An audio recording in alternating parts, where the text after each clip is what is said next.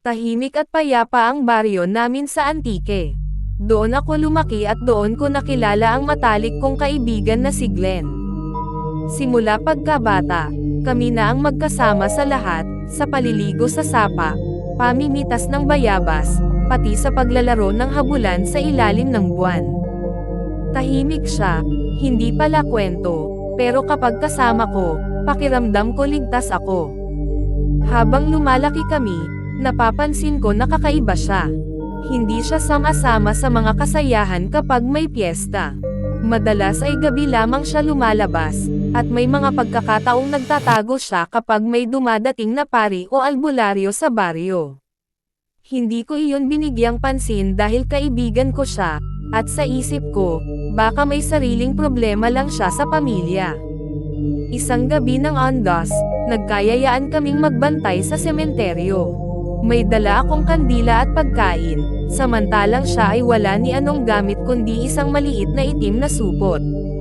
Tahimik lang siya habang naglalakad kami sa madilim na daan, at ang mga kuliglig ay tila kasabay naming nagbabantay. Habang nakaupo kami sa isang lumang nicho, bigla kong napansin ang matalim niyang titig sa leeg ko. "Glenn, ayos ka lang ba?" tanong ko. Ngumiti siya, ngunit ang ngiting iyon ay kakaiba, tila may tinatagong gutom. Ilang sandali lang, nakarinig kami ng iyak ng bata mula sa di kalayuan. Tumayo siya bigla, mabilis na parang kidlat. Naiwan akong nagtataka kung bakit ganoon siya kabilis. Sinundan ko siya at doon ko nasaksihan ang bagay na hindi ko inakalang mangyayari. Si Glenn, ang matalik kong kaibigan, ay nakayuko sa isang kambing na nakakawala mula sa katabing bakuran, at dinidilaan ang sariwang dugo nito. Nanlamig ang buong katawan ko. Gusto kong tumakbo ngunit natulala ako. Nang mapansin niya ako, tumigil siya at dahan-daang lumapit. Ang mga mata niya ay pula, ang mga kuko ay mahahaba, at ang ngipin ay matatalas. "Kaibigan mo pa rin ako, di ba?" tanong niya, garalgal ang boses. "Huwag kang matakot, hindi kita sasaktan." Nanlumo ako. Gusto kong sumigaw, ngunit naalala ko ang mga taon ng pagkakaibigan namin. Siya ang tumulong sa akin noong mabali ang paa ko, siya rin ang nagligtas sa akin sa nalunod kong alaga sa sapa. Sa kabila ng takot, naisip ko, aswang man siya, kaibigan ko pa rin siya. Lumipas ang mga taon at naging sikreto ko ang kanyang pagkatao. Hindi ko siya isinumbong kahit kanino. Kapag may balita na may batang nawawala o hayop na patay, nananalangin ako na hindi siya ang may gawa. Minsan ay kinakausap ko siya tungkol dito, at lagi niyang sagot. Hindi lahat ng aswang masama. Hindi lahat pumapatay. Ang iba, natutong kumain ng hayop para hindi na makapanakit ng tao.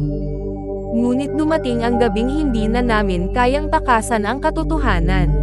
Isang gabi ng malakas na bagyo, sinalakay ng mga aswang ang baryo. Nagkagulo ang lahat, may mga sigaw, may mga kandilang nagpatay-sindi, at may mga albularyong nagdasal ng orasayon. Sa gitna ng kaguluhan, nakita ko si Glenn. Nasa gitna siya ng mga aswang, pero nakatalikod sa kanila, pilit na pinoprotektahan ang baryo laban sa sariling mga kauri. "Umalis ka na, kaibigan," sabi niya habang hawak ang itak na nakuha niya sa isang magsasaka. "Ako na ang bahala rito." Huling beses ko siyang nakita ay lumalaban sa ilalim ng malakas na ulan, ang dugo at tubig ay magkasamang bumubuhos sa kanyang katawan. Kinabukasan, wala na siyang bangkay, wala na rin siyang pangalan sa baryo, parang binura na siya ng hangin. Ngunit para sa akin, hindi siya kailanman nawala. Tuwing gabi ng kabilugan ng buwan, pumupunta ako sa sapa at nag-aalay ng kandila. Naniniwala akong naroon pa rin siya, nagbabantay, isang kaibigan, isang aswang, ngunit higit sa lahat, isang nilalang na pinili ang pagkakaibigan kaysa sa kadiliman.